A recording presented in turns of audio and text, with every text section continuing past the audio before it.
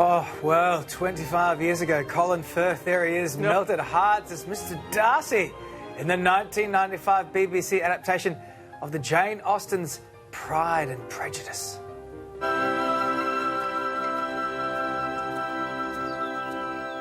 Mr. Darcy? Miss Bennet? In vain I have struggled. It will not do. My feelings will not be repressed. You must allow me to tell you how ardently I admire and love you. Do it in full paragraphs, Mr. Darcy, and I'll allow it. Please. Now he's been immortalised once again, this time as cake.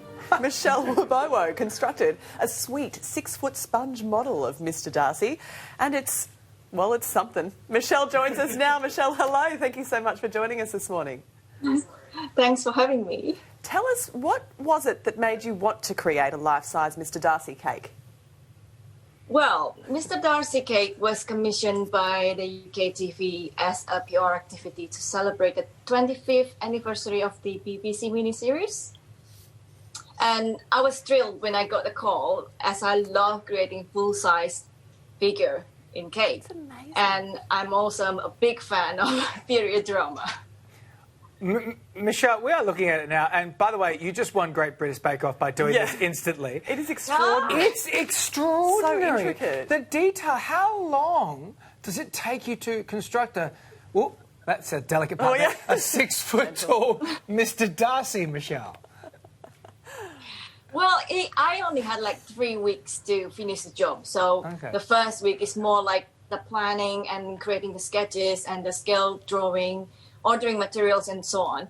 And the last 2 weeks will be just actually making the cake, starting by, constructing the structure and carving the cake, sculpting the figure, the faces, and finally painting it. And how long does it take to eat? I'm asking for a friend.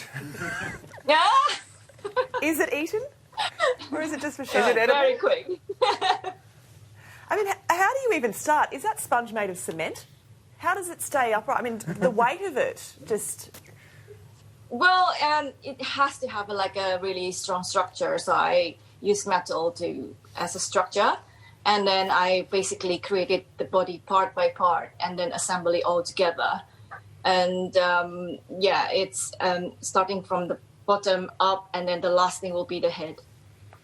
Look, I know you've been doing a few of these Women's Weekly challenges with the cakes here, and you've made a train, and you've made the racing car. I made a But look at the questionable face number on Mr. Darcy here. Was the face the hardest part? Because you have a degree in architecture, Michelle, so you're a true professional in everything you do.